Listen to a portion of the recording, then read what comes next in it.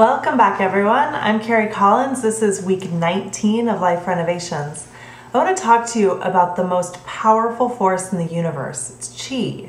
It's a huge subject, and I can't believe I'm actually going to try to explain it to you in a half an hour, but in all actuality, I've been kind of sneaking it in for the past 5 months. The fact is, we're all searching for truth. We live in a logical age, and when I say a word like chi, some people instantly shut down because suddenly my words have become like mystical or new age or just kind of too woo-woo for the logical person.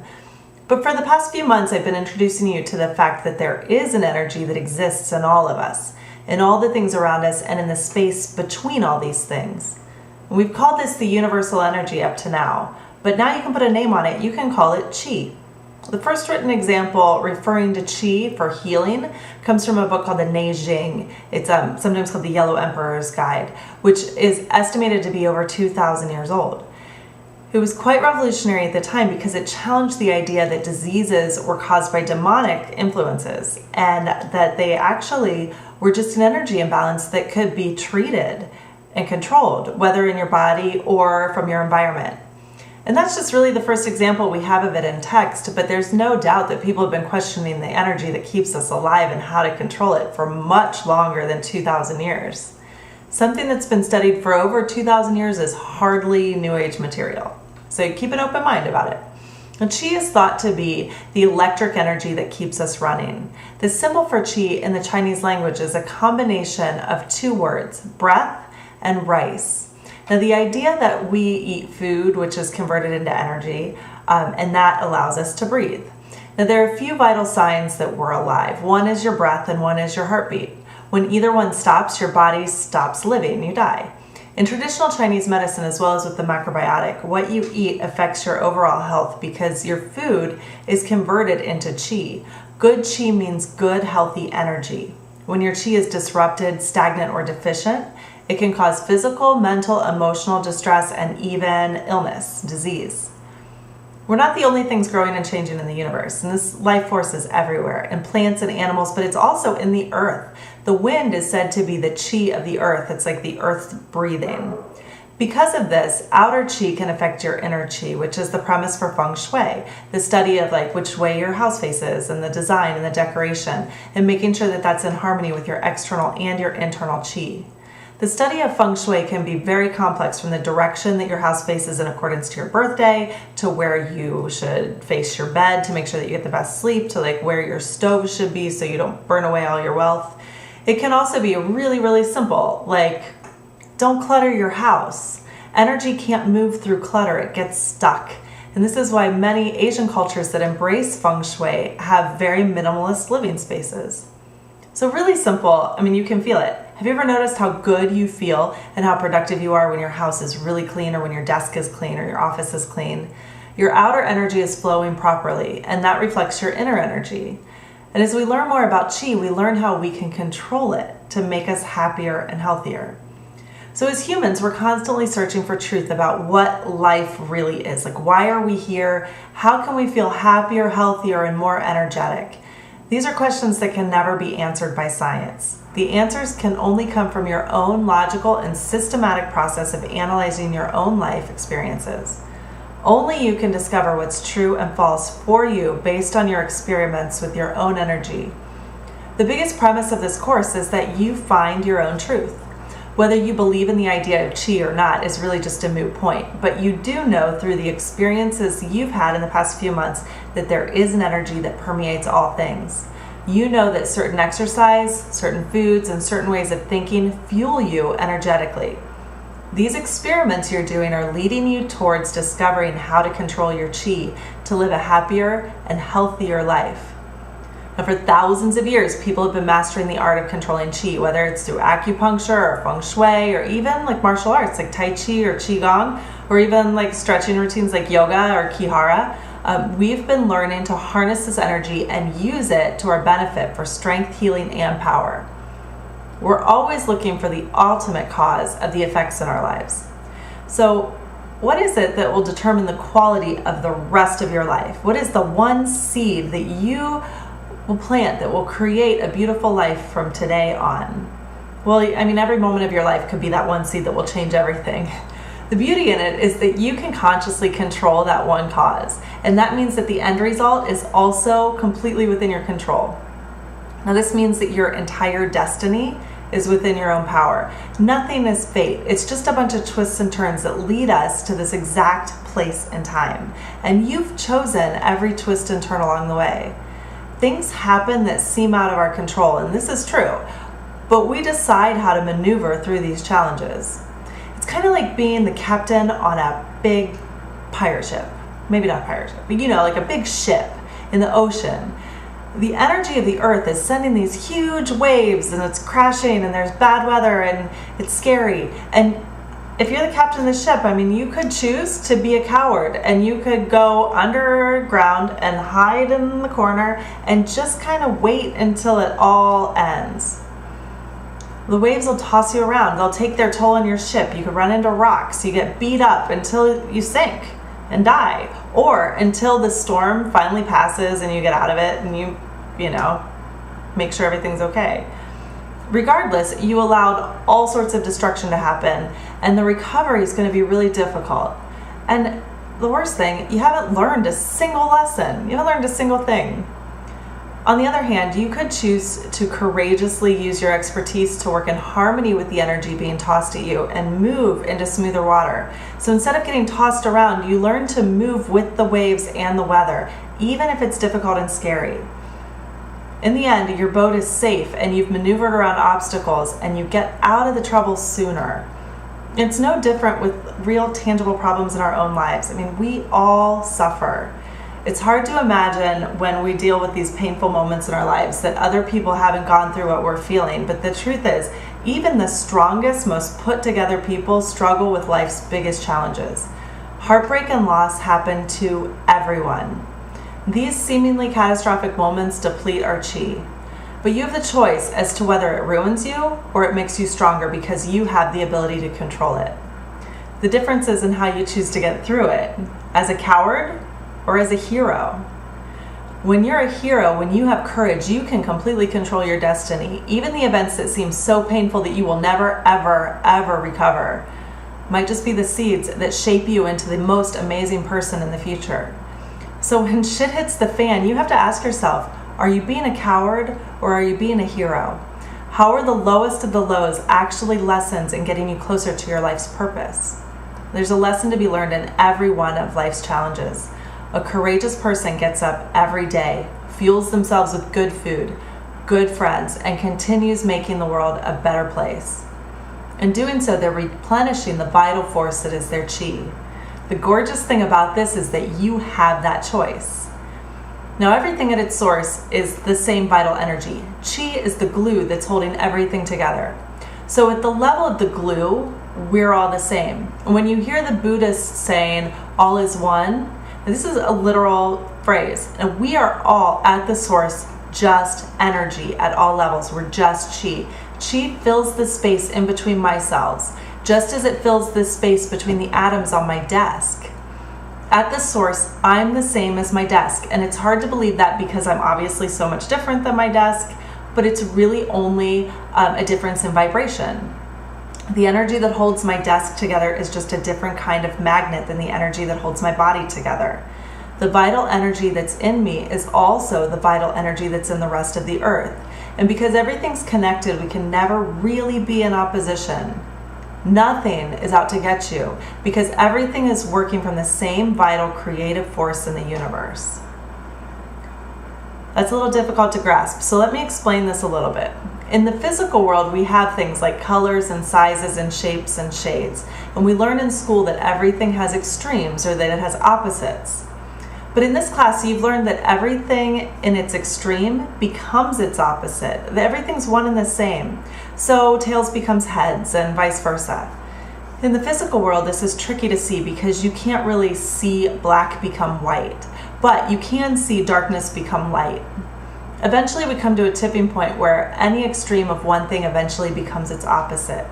The easiest representation of this is in the seasons. So too much summer eventually starts to shift to fall and into winter, which hits its apex and finally turns back into summer. Now this is the basic principle of the Tai Chi. It's the yin-yang circle.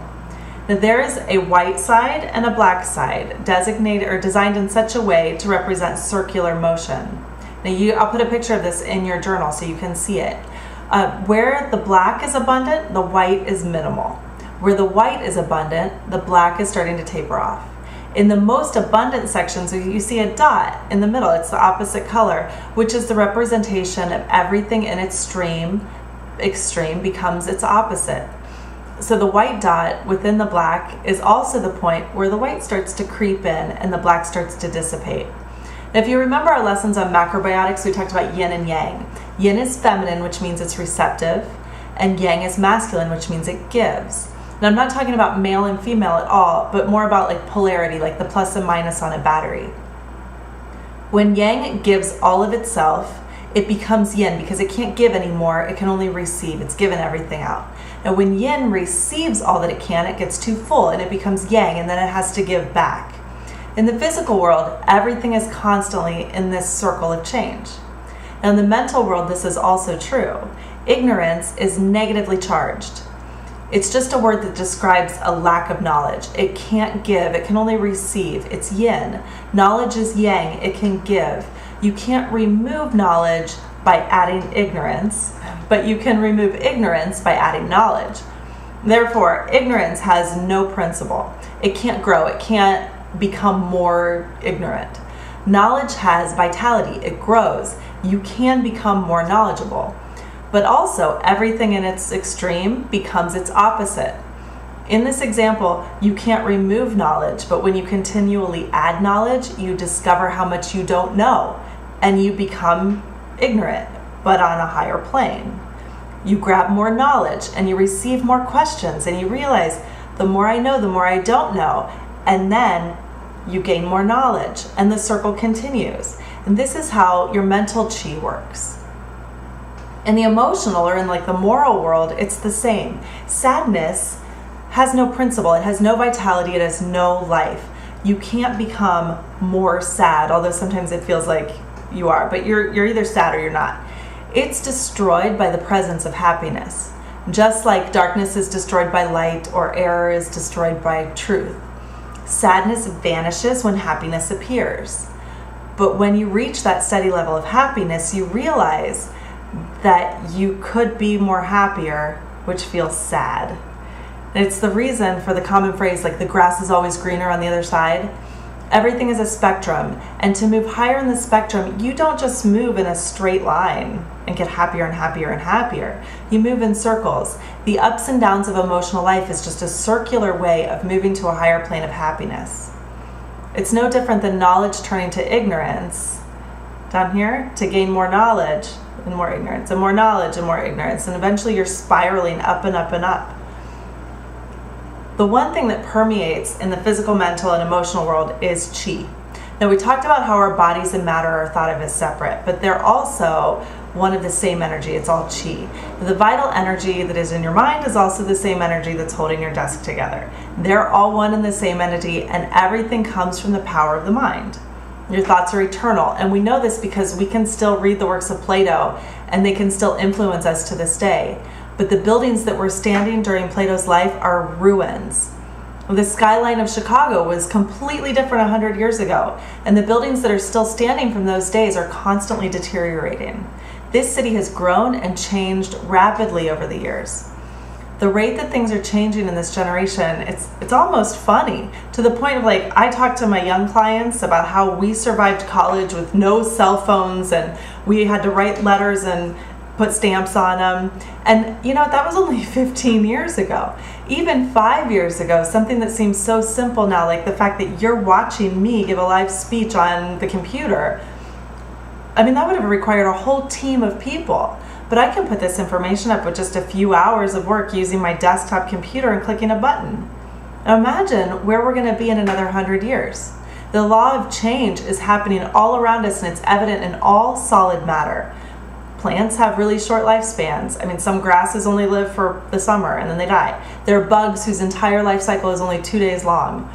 We look at our planet as being this like substantial and solid thing, like it's never going to end and it's so permanent. But we also know that our Great Lakes were formed by glaciers, and the Grand Canyon was cut out by water.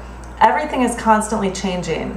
It is nothing but the circular changing of the universal mind and its process of constantly creating something new. Matter is only a form which this universal mind takes. It's just a condition, it's a moment in time. Matter doesn't have any principle, it's yin. It can only receive, but it can't give. Our minds change matter though. Thought is yang, it can give. For instance, a building deteriorates and can no longer serve its function, but the theorems of Pythagoras are still taught in math classes in high schools all over the world, which can help us build new buildings with all sorts of right angles and triangles. It's really impossible to even fathom, but there's one thing that we know. The only thing that is eternal is the mind, and it exists in the physical, mental, emotional, and spiritual worlds. Now, the universal mind is static. That means that it's at rest. It doesn't move, nothing's happening, it's just information out there. The only way it's converted into dynamic energy or put into motion is through your ability to think. And the only way you can do this is through nourishing yourself with food. Now, it sounds funny to say it because it seems so obvious, but food is converted by our bodies into energy. That energy becomes chi that radiates through our bodies. When you don't eat, you feel depleted. When you eat poorly, you feel sluggish. When you eat healthy foods, especially greens, and we're going to talk about that a little later, you feel alive and vibrant. You feel energetic. Your chi is moving properly. The highest level of activity that we have as human beings is the spiritual activity of thinking. Our thoughts cannot be converted into sources of pleasure or profit except for the use of material goods, specifically food. You have to nourish your chi and take care of your body if you want to have happiness and achieve great things in your life. Your thoughts are constantly and eternally taking form and are forever seeking to express themselves. We see this proven regularly in the form of music, drama, and art. For example, I love Shakespeare. I love Shakespeare because his works are just as true today as they were 400 years ago. His thoughts are eternal. They're constantly taking form and they're continually being expressed. Your thoughts are just as powerful. They take effect first in your own life in the present moment. If your thoughts are powerful, constructive, and positive, they reflect in your health, your work, and your environment. If your thoughts are weak, critical, destructive, and negative, they'll manifest as fear, worry, nervousness, financial lack, and discord in your environment. All of these things represent certain degrees of power. Fear is the low end of the spectrum and courage is on the high end of the spectrum. Poverty is at the low end and wealth is at the high. Disease is at the low and health is at the high. And the higher you are on each spectrum, the more powerful you will be. But the only way to move up is in circles. To reach higher highs, you have to welcome the low that propels you to search for the higher high. We're never complacent. If you want wealth, you must find the lesson in poverty to push yourself higher. If you want health, you must find the lesson in illness to get you to the next level. And you do this by controlling your chi. You grab that giant steering wheel of the boat and you courageously maneuver yourself out of the storm. Now, as you continually spin higher and higher on that spectrum, your contribution in the world will not only affect your own life, but the people surrounding you. You have the power to change the world right now. And if you continue to grow and change, your contribution to the world will become eternal. Your thoughts and ideas can affect the world just as strongly as Plato, Pythagoras, Shakespeare, or the multitude of people in the world who are courageous enough to share their life's work. The more powerful your thoughts are, the more they'll continue to express your life's purpose, even after your own life ends. Over time, the most prominent change happens when we think in societies. Now, we've built universities all over the world where thinking is encouraged and cultivated. Thoughts are the raw material that are eventually converted into the physical items that we need to sustain life, whether it's a new idea, new products, or cures for the diseases. In school, we're really taught how to think and focus. And within the past few years, it's become incredibly easy to enter one of these mental powerhouses from your own home. I mean, you can do online communities or online courses. Even this class is a way to combine mental forces to achieve a higher good. Clusters of greatness are no coincidence. Robert Schumann was friends with Mendelssohn and Brahms and even his sister Clara, and they were all very influential musicians in the Romantic era. All of these people whose music we all listen to on a regular basis hung out together, had drinks, Even the Impressionist painters were all kind of in the same constructive and creative group. I mean, Monet's friends were like Renoir and Pissarro and Manet and Cézanne and Basile. I mean, they were all together. In our own time, we've seen a technology boom in Silicon Valley where great minds collected. We've seen a rise in jazz in New Orleans, and we've seen blues in Chicago, where one person strives to be great, another person strives to be better. We toss ideas off each other. We even borrow ideas to grow our own ideas. Everything in an extreme becomes its opposite. So when you're at the height of greatness, you eventually have to be beat by somebody greater if you want to achieve more greatness. And for this to happen, you have to be surrounded by people doing similar things as you. This is the only way that you keep growing and improving. When you're able to see these lows as trampolines towards bigger highs, it's easier to get through all of life's struggles. In the beginning of these groups, the mind is just static. All this information is just floating around until it's used. We turn static mind into action with dynamic thought. This kind of power, the power that comes from turning mind into dynamic thought, exists on a higher plane. It has enabled us to harness the laws of nature to create machines that'll do the work of 100 people, and to be in more than one city at the same day, and to talk to somebody in India just as easily as the person in the cubicle next to you. Even bigger than that, understanding the natural laws and how to harness them have allowed us to transcend space. I mean, we've actually learned how to overcome gravity and pressure, to send astronauts to outer space and explorers into the depths of the ocean. Thought is the vital force, the energy or the chi that is being developed and has produced new technology that was inconceivable to us even 25 years ago. The more energy we can put into our ideas, the more we can accomplish. Finding a community to cultivate your ideas will help you achieve your life's purpose faster, because you'll be operating in a space where others will be focusing on their vital energy and working towards the same goal. Imagine what could be achieved in the next 25 years if you had a support team to keep challenging you higher and higher towards greatness. Now, chi is the vital force that allows everything to grow and develop.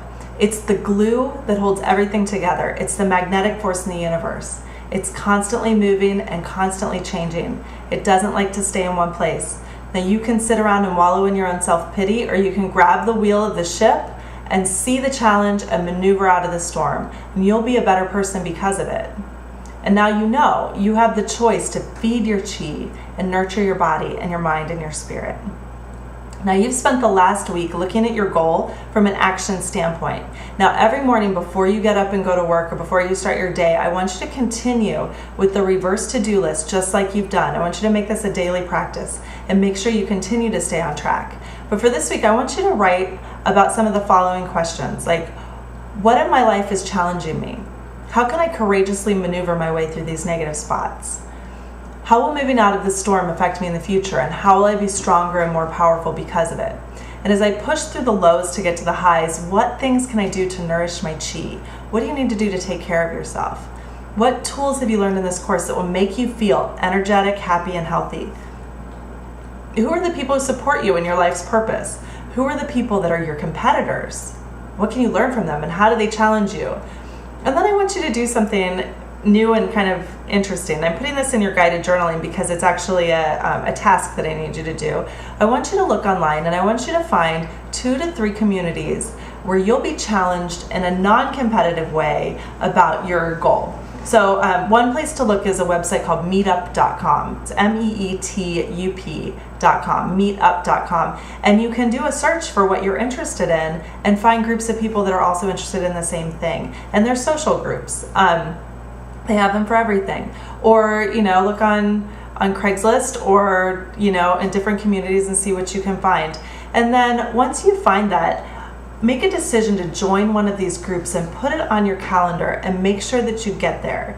It's important to start building a community that is going to support you and continue and encourage you and inspire you to grow and change. Now, just realize that everything in its extreme becomes its opposite. Your biggest competitor can become your greatest advocate, and you can become theirs. Now, the person who emotionally hurts you and also teaches you how to heal yourself. I mean, it's just a spiral. And you teach them too how to heal themselves. We are all one and the same. So we're just circling our way up this ladder of greatness. Now, for your meditation, I want you to concentrate on your life's purpose. And I mean, concentrate. Now, you can change your meditation from 30 minutes to just 2 minutes, 5 minutes, I don't care. Keep it less, keep it small, but concentrate with all your being, so much that you are conscious of nothing else.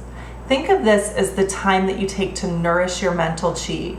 You take time to eat every day, right? So take this time to assimilate your mental food, to take care of yourself. Let your thoughts rest on the fact that appearances are deceptive. Everything is in a constant state of motion and change. Your chair, your home, your environment, everything's changing. It's this seat I'm sitting in right now is getting older by the second. Everything is in a state of perpetual flux. This isn't so much a meditation as an exercise in thinking about the movement of chi all around you and in relation to your life's purpose. It's constantly moving, constantly changing, and circling with the highs and lows of life. Now for your body challenge this week, I want you to again spend some time getting to know your body. When you do resistance stretching, you'll feel a stretching sensation in the muscle that you're using, remember? And the same goes for strength training. You'll feel a burn in the muscle that you're using. A sensation in the wrong place is a sign that you're compensating, and you can learn to diagnose something that's going on wrong in your body. So today I want you to start focusing a bit on where your muscles are in your body as you're stretching, just like you did last week, but this one's for your arms. So continue doing your regular routine of 30 minutes of movement, walking or practicing your skill or whatever you've decided to do. And then do your leg stretches as well, but when you're doing your arm stretches, I want you to put your attention on the areas of the body where these stretches are taking place instead of just going through the motions. So I've got charts again for you that you can look at that show where they are. Let me pull those up really quick. Here you can see, and this is on a page that says arm stretches in your journal. You have in the front the plus stretches. You've got your upper chest, which is going to, this arm, it's going to be like right through here. You've got your rotator cuff, which is going to be in the back of your shoulder here. You've got the top of your shoulder, the deltoid, which is here. And you also have the underarm, which is through here. And then for the next group, you have pec minor, which is you're in your chair here and you're reaching through. It's like right through the front of your shoulder here and into your bicep in your arm. You have the back of the shoulder, which is through here. You have the neck and the shoulder, which is going to be through here. And then you have your lower chest, which is kind of across here. Now, the arm stretches are not always as obvious as the leg stretches. The leg stretches are really clear that like I'm stretching my quads or I'm stretching my hamstrings, and if it's wrong, you know it's wrong. In the arms, it's a little tricky, so you really want to pay attention to like, are you feeling a stretch that should really be in the front, in the back?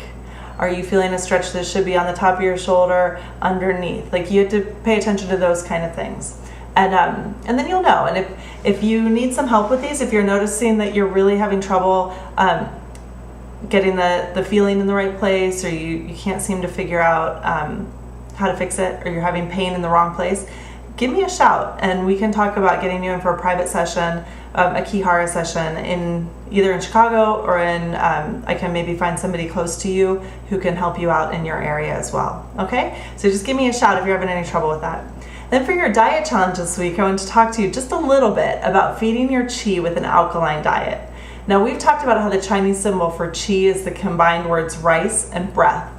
In the Mandarin language, rice is a common word for food or a meal. It's just like how people in the South use the name Coke to refer to all kinds of soda. Now, food is the first step to generating energy or qi in your body. Breath is the second. Our cells produce energy based on nutrients from our food and the oxygen we've taken in. When there's not enough oxygen in your cells, the energy won't be produced properly. Oxygen and energy are created in accordance with where you lie on the acidic and alkaline spectrum of your pH levels. So these are on either side. It's how much acid is in your blood. A person who eats food that causes acidity, like meats, alcohol, processed foods, and sugars, can get an excess of acid in their blood. And this can cause all sorts of inflammatory diseases like arthritis and gout, fibromyalgia. It can also cause like just fatigue and low immune function and a feeling of like just general unsteadiness. One of the biggest signs immediately that you're too acidic is like canker sores in your mouth. That's usually a big sign, or acne is another one. When you eat foods that are alkaline, predominantly fruits and vegetables, your blood is able to carry up to 20 times more oxygen than acidic blood. Maintaining a proper acid-alkaline balance is crucial to the production of chi, or energy, because remember, your oxygen mixes with the food nutrients to create energy. Now, there are a few ways that you can adjust your pH levels on this spectrum. First, make sure that any meals that include meat, especially red meat, are accompanied by a good amount of green vegetables. Green vegetables are really alkaline. Make sure that you chew really well, and don't drink water or any kind of drink with your meal. I sometimes like to drink wine with mine because wine's fermented and it's awesome, but you don't have to drink water to help you swallow your foods. Saliva is really alkaline. So if you chew each bite until it starts to get really liquidy, then you're actually, you're aiding in your digestion because the food is already mostly digested, but also very, very alkaline. So when you chew, you're going to want to chew at least 20 times, up to 40. In the macrobiotic diet, they actually do a meditation where you chew each bite 100 times. It takes forever, and like your rice is like water by the time you're done. But it's really good for you to make sure that you chew well. Saliva is alkaline. It's going to help you in itself. And spend time to breathe deeply to ensure that you're getting enough oxygen in your blood. Because it's good if you're doing your meditations and you're focusing a little bit more on your breath. You can also get some exercise, adding oxygen in that way, like getting more blood flow and more oxygen in will help as well. Then avoid dairy, sugar, and gluten, especially if you struggle with inflammatory issues with your gut, your sinuses, or your joints like arthritis. These things can totally wipe out inflammation if you cut them out. And adding more vegetables and fruits will get you more alkaline. The inflammation just goes right down. The last one, I want you to try green drinks. Now, there are a lot of green juices available in the grocery store that are full of amazing alkaline forming foods. They look like pond scum, and there's a little bit of a learning curve to liking them, but they're full of fruit. So it's kind of like having a fruit smoothie, but it's just not quite as sweet. You've eaten seaweed already. So if you can eat seaweed, you can totally drink a green smoothie. Now, some of the brands are like Odwalla, Naked Juice, and Boathouse Farms are the ones that we have around here. They all have a great option of a green drink. They usually call it like a superfood or something along those lines. They actually have these blue-green algae in them called spirulina and chlorella. They're amazingly alkaline foods. They're like the superfood of all superfoods. I know I've said that about other superfoods, but oh my gosh, it's like pond scum and it's great. You can also make your own smoothies at home if that freaks you out a little bit. They're kind of expensive. So if you make them at home, it's a little more reasonable. You just need to have a really good blender. I just use any fruit that's left over at the end of the week. Like I have my bowl of fruit that I set out because it's pretty and I love fruit. And then when it starts to get a little like, meh, it doesn't look so pretty anymore, I just throw it in a smoothie. And I'll usually put about half the blender of fruit, and I fill the rest of it up with greens, and I fill that up with water. I turn it on, I blend it for 5 minutes. Even with the most powerful blender, that breaks down the greens and to like a level of chlorophyll. And by greens, I mean kale, spinach. You can use lettuce. You can use when you buy a container of lettuce, just use whatever's left over at the end of the week. Make your smoothies. You can use mustard greens. They're a little bitter though, but they're really good for you. You can use collard greens. They're great. And there are so many options. You can almost just go to the grocery store and use whatever is left over, whatever is on sale or whatever you have. They're really good, and you can blend it to break it down to the level of chlorophyll, and you get the most nutrients that way from the plant without having to chew and chew and chew, because you'd really have to chew a lot to get greens that way, or to get the benefits of the greens that way. Now, adding more green foods to your diet will allow you to get more oxygen to your cells and create more energy on a cellular level. It's like one of the easiest ways to increase your chi. So it's kind of a long lesson today, but it's kind of a big one. I'm pretty proud of myself for only going 36 minutes into a lesson on chi. I think we're just going to log off today, and I will, since we're so late, and I will see you guys next week. All right, everybody have a great week.